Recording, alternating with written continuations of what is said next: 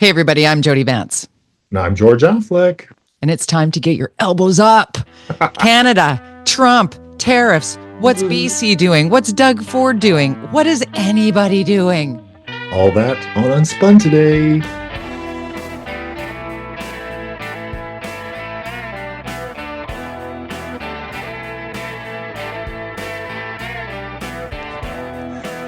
Oh, what is the point? What is Keep going, George. we actually, in our pre-show chat, we both had an interesting conversation with investment people recently, which gave me some hope. They said, there's the politics, and then there's, the whole tariff thing and investments, and said, look to the European stock market, look to Hong Kong. He said in Europe they're going to be like spend right now, so that's going to stimulate the European economy big time because of Ukraine. So that's going to stimulate the economy. That's going to improve their stock market. He was saying that when they kind of knew Trump might win the election back in October, as an organization, an investment organization, they decided on inauguration day they would begin the divestment of U.S. Based stocks and bonds and all those stuff, because they knew it was going to be a nightmare, and put it all into Europe, into Hong Kong, and even Canada said it's not as bad off as the New York Stock Exchange and so on. So I was like, he said it's hard. It's hard. He said, I know it's hard to separate these two things, and money but as Canadians, even though the whole threat of invasion, all that stuff, if you're portfolio manager, or if you do your own investments, look to Europe, even though it's crazy, but it's just, it kind of gave me a bit of hope that maybe it's not as chaotic, and that Trump eventually will come up with something and say, that's did it. We did it, everybody. Whatever. Yeah. Having my conversation with my financial advisor, and I know this is like a privileged conversation when it comes to like financial advisors, because not everybody has one. I have one because I happen to have family members who are in that industry, and in no way, shape, or form would I have had somebody the level of advisor that I had if I didn't have family who said, hey, can you take on her? So they've taught me a lot. And one of the biggest lessons is don't live and die by the daily numbers. You have to be investing long term. There's a reason why that you assess your risk going in, and everybody's going to see things fluctuating right now because we've seen markets tumble at record highs, and largely U.S. The Dow and the NASDAQ, and when we're talking about U.S. markets, that is what has always been the beacon, right? We'd always look at the U.S. markets as everything. With this Trump presidency, with these sort of with very chaotic influences, headwinds, whatever you want to call them, that are impacting markets, all norms have been thrown out the window. So the good news, two things that he said to me that really left me feeling like, okay, we can do this. Number one, this too shall end. It will. Yes, it's going to be a very uncomfortable next 3.5 years. There's no doubt. It will be, because even if things correct and a deal is made, the very next day it can be ripped up, because we had a deal and it got ripped up. Okay. But the number two is that this individual who is causing unprovoked chaos in our country, on an agenda that we don't even really understand fully. I mean, we can guess to it, but nobody knows. Fucking lies. Right? Fucking lies. You know what? He has underestimated the unity of Canadians. And this country, the polls show it, the amount of unity we have seen. I mean, let's get into Canadian stuff now here on UnSpun. We talk so much. As we record, Doug Ford is in America right now. We don't know how the results of that. So it'll happen after the show, but he's down there with this negotiation, and correct. Premier of Ontario. So just going to finish my thought before we hop into that, George. You're cutting my segues off, my friend, because my segue is that we are going to continue to talk about Trump, because you pretty much can't talk about anything on this planet without mentioning the U.S. president. But it is important that we focus on what we can impact in this country. And you and I, as we sit in British Columbia, do not have a vote in Ontario, whether or not Doug Ford speaks for our auto industry. Doug Ford has positioned himself in an interesting way in this moment of time where one prime minister is leaving and the other one is designate. And if you're watching this on Friday, maybe Mark Carney is the prime minister officially now. But so let's get into how that happened in Ontario. Set the scene, because you kind of did the punchline of where he is now. But for someone who has not watched the news at all, what happened between Ontario and the U.S. president in terms of threats and trade war? Yeah. Well, I mean, it's interesting because we talked about this last week about Pierre Poilievre maybe not being as strong as Doug Ford, and being so clear. And so Doug Ford immediately said he was going to do the 25%, exit tariff on the U.S. on hydro from Ontario into those three states, which was very aggressive. And and then the next day or within hours, he said, I've pulled back because they've said they want to talk. Hold on. He added the exit tariff, and then it got ramped up by the U.S. president. And then Doug Ford said, you know what? Actually, on Monday, we're turning it off. We're going to turn off the switch. No electricity for those three really important border states. And then continue. Well, and then and apparently they called and said, let's talk. And the way he positioned, it's funny how if you watch the version in the States, it's a completely different verse. Like Doug Ford saying, I said, let's talk. Sure. I don't mind pausing this if you want to have a real conversation, which is what's happening right now, apparently. And then, but of course, in the States, the guy who's basically a tariff guru is going on. The president tweeted and Doug Ford, bowed to the pressure, and it's like, okay, whatever. Like that. Wasn't that weird to watch? How you the started spin? Negotiation? The spin was weird because I watched it all happening live, and Doug Ford was like, you know what? In every negotiation, things get heated before you sit down face to face and you look to cooler heads to prevail. And we're going to go and we're going to sit down and we're going to, because we've amped this up, both sides has amped this up to the heated position. And now it's time to see if we can cool it off with respect and a conversation. And then turn on US News and there's Donald Trump going, we hit back, they caved. It's like, oh God, okay, all right. So how do we make it so they feel like they win? Oh my Lord. Not many Canadians would have thought Doug Ford would be a diplomat. No. He's become. No, and really important to note, George, and you know this better than most, knowing the depth and breadth of politics, premiers do not negotiate on behalf of the federal government. In the second speech that Premier Doug Ford gave on the subject of going to Washington with Dominic LeBlanc. Yeah, he is going with he is going with Dominic LeBlanc. He's like, I am going down to represent Ontario and on behalf of premiers of this country, and I am in conversation with the premiers, and I do not speak for Canada. So it's like, yeah, I know. And then we were in this limbo moment because we get our new prime minister tomorrow afternoon, and then you look at all the ridiculous tweets and posts about this unelected prime minister, and oh my God, it's like, get to know our system, please.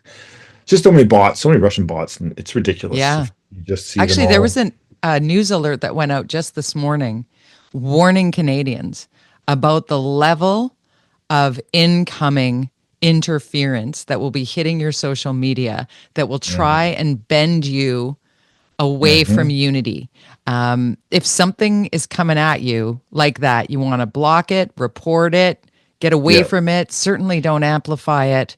It is more important than ever before to triple check anything that rolls in, because it might look like it's legit and it's not. It may look like it's just written by a legitimate, like you can see screen caps and you go search those handles and they don't show up. Like everybody almost needs to have a little bit of journalistic standard here and really focus in on what is and isn't. And let's talk a little bit, if you will, because Curve Communications, your company, you do a lot of work in the political lane when it comes to campaigns and strategic strategies.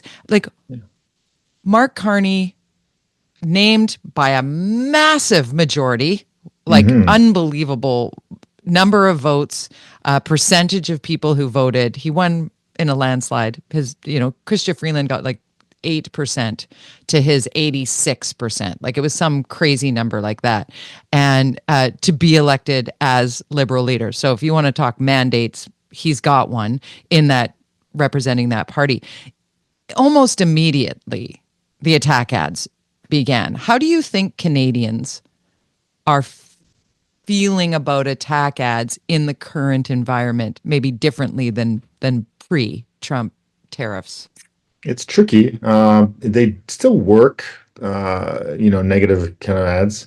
The plan. I think with the Conservatives, and it's really when they had the leg up, when they were way ahead on the polls. They didn't need to be too negative, but they would still want to ensure that the competence of the previous government was at question because you're still in opposition. So, I mean, it's a campaign. We're in an election campaign.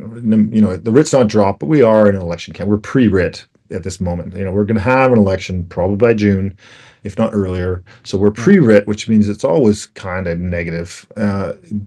Does it work? Is it a good idea? I don't know. I mean, I think you still got to do it. You still got to get people's heated. Otherwise, you basically can't win, because if you don't resonate as the party that wants to take over, then you don't resonate. You don't get it. And also you need to build lists when you're in the pre-writ. You need to build out this is your opportunity pre-writ before they put in all the restrictions when it comes to financing, right? To be able to spend a lot of money to build your lists. So you kind of do a lot of negative stuff in order to build your lists, in order to then get out the vote, which is what it's all about at the end of the day. And so that's kind of what we're at right now. Pre-writ, usually quite negative. It's about building databases and lists, get all the angry people who will vote for you to be sure they vote out. So, and I think I talked about this last week, where I think, Poilievre shouldn't be speaking to his base anymore. He needs to speak to the mushy middle, as we always talk about. But Canada, Vancouver is a microcosm. The BC is a microcosm of Canada. Canada's the center, and it's actually the case in the States too, really.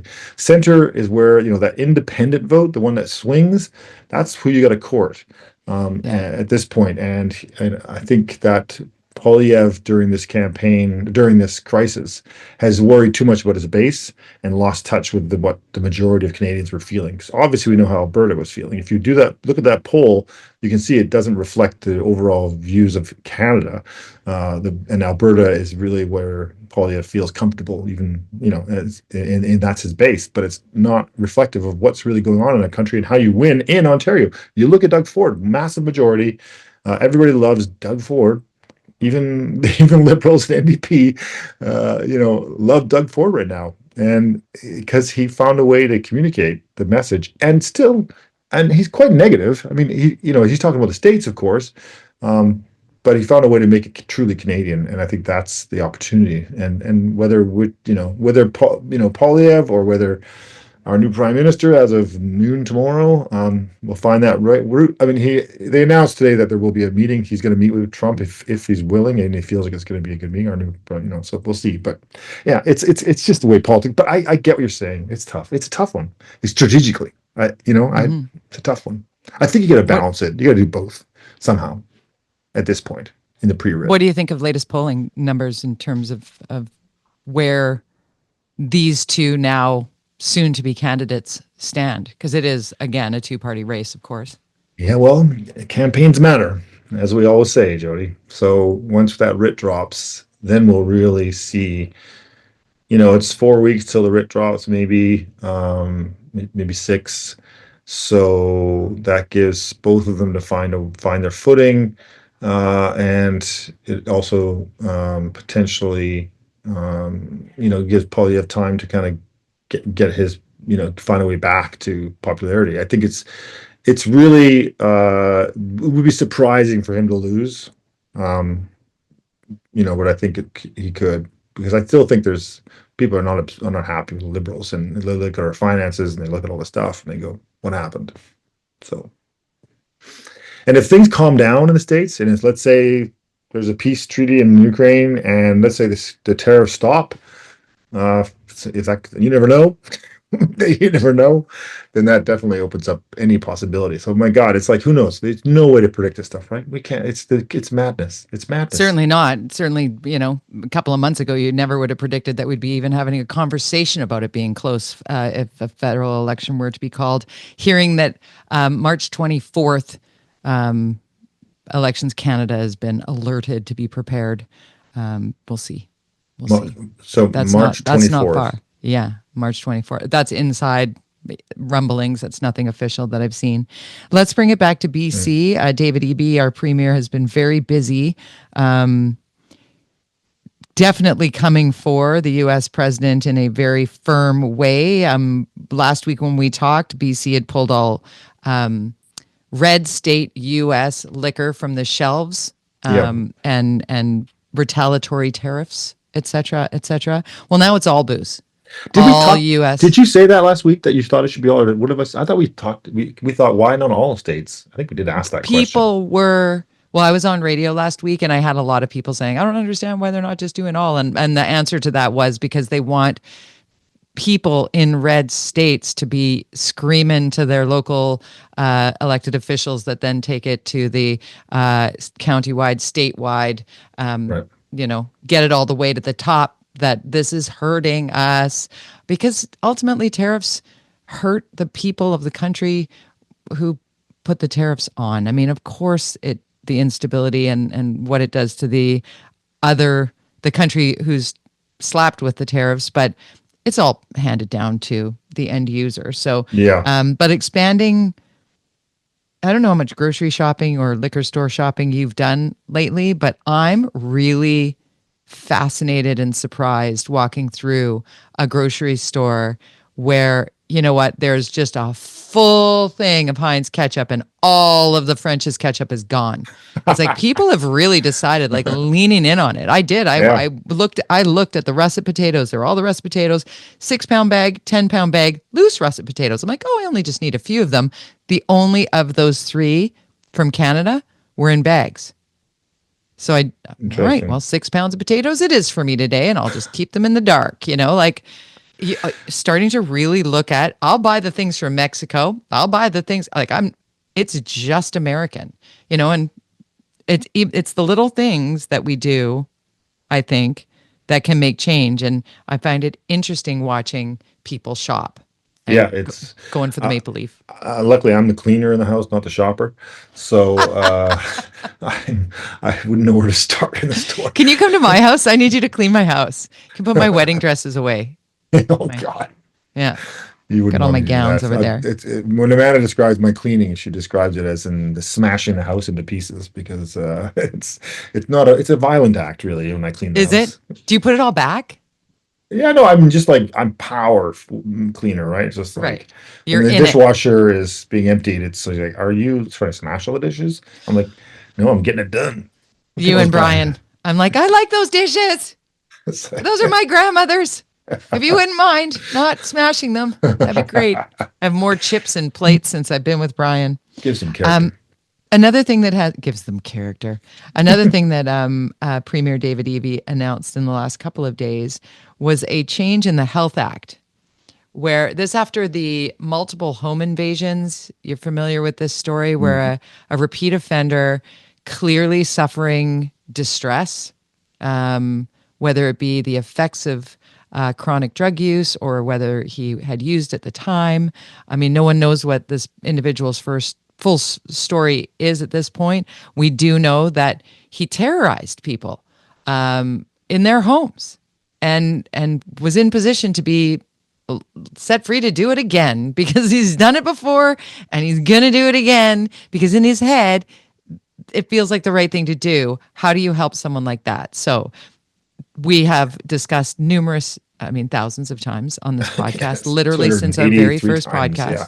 Right? Yeah, mental health care. The need. And so under the Health Act, there has been a change made, and I don't know all the details of it, but the gist of it is that we're in obvious cases of people who are a danger to themselves and others, repeat offenders, chronic repeat offenders, that involuntary treatment is now an option for law enforcement. Oh. Yeah. Wow. So That's a big reversal of the 40-year-old policy. 35 years we've had. 35 years. Yeah. Yeah. I mean, that's good. I mean, hey, I mean, just think that if you've ever personally dealt with anybody with mental health issues that and you feel like uh, you there's an uncontrollable feeling that you have as a person who's trying to help that person with mental health issues. It's really, really challenging and frustrating and worrying and all those things to know you can't do Helplessness. much. Yeah. Yeah. Helplessness. For And sure. some of them, and I know my personal experience with a friend way back, he was going to kill himself, and his mom and I had to put him away basically to save him. And it did. Right. It did. So, I think that's where we're at. You got to make these tough decisions for people, for their own safety, and obviously, as you know, other people's safety, potentially. So anytime we mention suicide, we've got to mention this. If you are in crisis anywhere in Canada, you just call 988. It's kind of like calling 911, but 988 24/7. You can speak with somebody, because whenever talking about suicide, it's important to know that that's triggering for some people, and there's always help at the other end of the line at 988. I can agree with you as somebody who has had a beloved extended family friend who suffered from bipolar disorder, and their disease that took over their body chemistry put them outside of reality. Yeah. And medication did help. And it was very obvious that the medication helped. It helped so much that they decided they didn't need their medication anymore. Yes. And it didn't take long. And so we get into this cycle, right? That is really, it's very sad. It's very sad. And the fact that our healthcare system is so plunked right now, it is so difficult to get the care you need. I have had reason to go to the emergency room, not for me, but for my stepdaughter, actually, back in October. And I would say 50% of the people waiting in emergency were having some sort of mental break. Like they just, they had nowhere to go, and they were just, it's such a feeling of helplessness, because the people at the hospital realize that there's nothing to be done for them in the short term, and there's no option for the long term, perhaps until now, because maybe there will be spaces made available for those who need this help so very much, and one day hopefully become a member of society again in a way that is not dangerous to themselves or others. And I think that's the ultimate goal. Well, it certainly was the case with my friend, and there you go. lived a long, happy life, and then sadly died last year of cancer. But he was on his deathbed. I went and saw him, and he said, I said, "Are you scared?" He said, "No, I'm about dying." And he said, "No, I'm sad." And the same person, when we were 23 years old, wanted to throw himself off my balcony, but with proper medication for the last, and diet and sleep and less stressful life, he ended up living another 40 years of and as happy as he could be. So saving lives. 988 if you're ever feeling at your wit's end. We got to talk a little bit more politics. I know it seems sort of like whatever after that, the depth of that conversation, but still more fallout from the ousting of Dallas Brody. John Rustad kicking Dallas Brody out for absolutely horrifically racist comments put online, double down, triple down, repeated it more and more. Others in the BC Conservative caucus standing with Dallas Brody, now people calling for their ouster. Yes, I would say I texted John Cooper, former park board chair, and I asked him, "So, John, you gonna do a recall in Dunbar, which is where he's from and grew up, and then take that seat?" And he said, "I can't. You can't do it for 18 months." So, but it sounds like there is not necessarily he's leading it, but there is a movement. Sounds like afoot for some of these three, potentially all three, but certainly two of them, a recall campaign, which I think is totally possible given the things that they've been saying. It's wild. It's wild. We haven't heard the last of this for sure. Before we go, we want to cap off by... You're going to go there? Well, can I? How can you not? It's a tradition, Jody. We need like a billboard that rolls in. It's time to talk park board. Okay, so the latest saga of the park board. We both have something. We both have something. We do. Do you want to go first? It's just, it just bugs me. It's just, and it's not just the park board, it's the city, but it's, by the science world, the seawall is shut down because basically the platform and the poles holding the platform is apparently rotting. This is news. So they closed it down. You can't walk on the seawall by Science World anymore. Right. And it's a giant space. And now they've blocked off half of Quebec Street so you got one lane on a main road of Vancouver. And I talked to somebody internally at City Hall. I said, how long is it going to take? Thinking, what, 6 months, a year, 2 years, 5, 10 years, $20 to $30 million to fix this? 10 years? I mean, there's that little bridge on Granville Island. It's been 5 years. So I guess it makes sense that it'll take 10 years to fix this. Come on, people. This is the city of Vancouver is known for its seawall. Can we not just prioritize it somehow? Can you find the cash? It's a capital investment. There's ways to do this. Where's the leadership on this? Hello? Because, these are staff. They're just saying, yeah, that's the way it takes, $20 million, and we can't just write a check. So, but the politicians can certainly get to work. So anyways, it's just shocking. Years. But what's your story? Mine is on the seawall in Stanley Park because it would appear that I'm the caretaker of Stanley Park and our tax dollars. Access. Excuse me. There are 3 pinch points around Stanley Park where there are those gates. I'm putting my hands up. Those gates that you have to maneuver your way through. Right. And they're built so people on their stupid clip-in road bikes that don't belong speeding around the seawall anyway. Sorry, but they don't. Instead of those people just riding along on a bike that then slow down and then go through these gates and go the other side. That it's been working for years. The clip-in crew really want these removed so they can speed around the park. Fine. But really, this is about people with disabilities who cannot navigate these gates. So at a park board meeting this week, one whole individual, one person was allowed to speak. And this man was so irrational to suggest that they just take out the blockages, take out the gates. They're literally these metal things. They're like a frame. Take out the gates. Just take the gates out. But see what happens. There's your study. Right. If people are whizzing through there too quickly, put in a speed bump. Hey, done. That slows people down. Even if you are a clip-in bike rider, you got to slow down enough through these pinch points because they are blind corners. I totally get that. You know what the park board wants to do? I'm afraid I know the answer. $880,000 study to figure out what they should do about these 3 gates on the seawall. And the kicker is nothing will change until 2027. Oh my God. I can go to Home Depot, buy some concrete and some metal and rebuild those fences so that there's enough room for people with disabilities to get through them without a problem in a weekend. I can do that in a weekend for $25,000. It's unbelievable. Small shout out to Amanda's sitting beside me today, by the way, and she's laughing at me right now. She's like, yeah. Because you're going to go buy some concrete and you're going to do that. You're going to get there with a jackhammer and get it fixed. By the way, shout out to the horrible planning at Tatlow Park as well, where a generation of small children will not have access to one of the coolest teeny tiny little parks that the kids at the littlest point in their lives, it's constantly full of strollers and moms and dads and just... They've completely overdone this, and they've planned building it at the most useful time to the community as opposed to doing it all through the winter. Appears, George, we can't build things unless it's spring or summer in Vancouver. It's an absolute ridiculous The weather in the summer is the same as the winter. It's like it rains. It's a gong show. Yeah. Last minute of play in the... third period, get your kids vaccinated. Measles, mumps, rubella.